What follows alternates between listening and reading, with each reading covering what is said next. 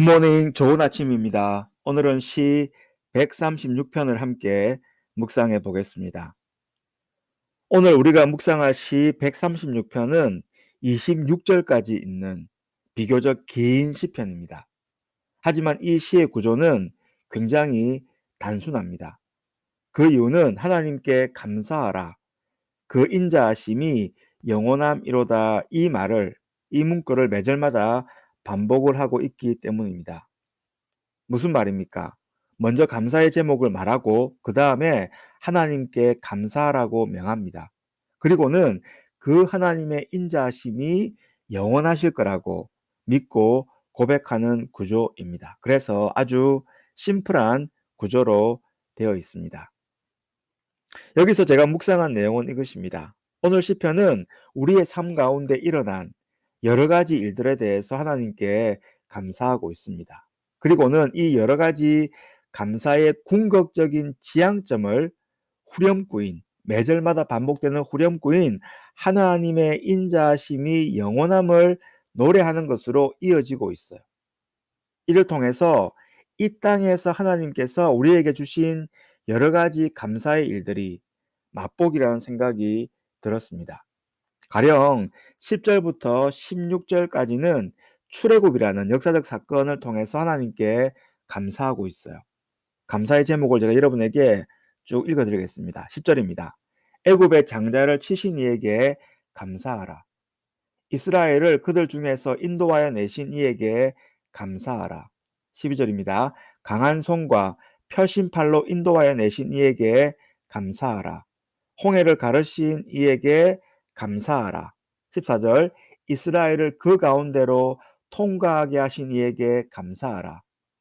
바로와 그의 군대를 홍해에 엎드려뜨리신 이에게 감사하라. 16절입니다. 그의 백성을 인도하여 광야를 통과하게 하신 이에게 감사하라라고 말씀하고 있어요. 그러니까 출애굽 사건을 기억하면서 하나님께 감사하라고 이야기합니다. 그리고는 여기에 후렴구처럼 붙는 말이 있어요. 그것이 무엇입니까? 그 인자하심이 영원함이로다를 붙이고 있어요. 이것은 바로 출애굽 사건만으로 하나님의 인자하심이 끝나지 않는다라는 것입니다. 출애굽은 단지 맛보기에 불과했어요.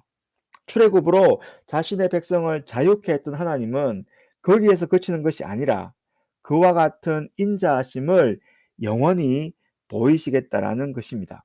그러므로 어찌 보면 출애굽은 하나님의 인자하심에 맛보기에 불과한 것입니다. 5절부터 9절까지는 천지 창조로 인해서 하나님께 감사하고 있습니다. 5절입니다. 지혜로 하늘을 지으신 이에게 감사하라. 땅을 물 위에 펴신 이에게 감사하라. 7절입니다. 큰 빛들을 지으신 이에게 감사하라. 해로 낮을 주관하게 하신 이에게 감사하라. 9절입니다. 달과 별들로 밤을 주관하신 이에게 감사하라라고 되어 있어요. 그리고는 후렴구로 무엇을 말합니까? 하나님의 인자하심이 영원함을 말씀하고 있습니다. 이것도 마찬가지예요. 단순히 과거에 천지 창조로 인해서 하나님께 감사할 뿐만 아니라 영원히 새하늘과 새 땅에서 우리와 함께 하실 하나님에 대한 약속을 신뢰하는 모습입니다. 그래서 시편 시인은 그 인자하심이 영원할 것이라고 노래하고 있는 것입니다. 우리는 오늘 하루를 살 것입니다.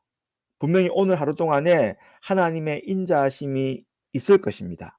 그리고 그 인자하심 때문에 우리는 저녁에 감사할 것입니다. 그런데 그 인자하심이 오늘 하루에 끝나지 않는다라는 것이죠. 하나님의 인자하심은 영원합니다. 내가 살아있을 때뿐만 아니라 내가 죽어서 천국에 있을 때에도 그분의 인자하심은 영원합니다. 그리고 예수님께서 다시 오셔서 세상을 심판하시고 새하늘과 새 땅이 임할 때에도 그럴 것입니다. 그러므로 우리는 하나님의 인자하심을 영원히 예배하고 찬송해야 하는 것입니다. 오늘 기도할 때 오늘 하루 동안에 부어주실 하나님의 은혜를 사모합시다. 그리고 저녁에 돌아보면서 하나님께 감사를 드립시다. 그리고 여기서 그치는 것이 아니라 그 인자하심이 내일도 그리고 영원히 지속될 것을 믿고 하나님을 찬양하는 하루가 되었으면 좋겠습니다. 오늘도 이 말씀을 묵상하면서 하나님과 동행하는 행복한 하루가 되시기를 바랍니다.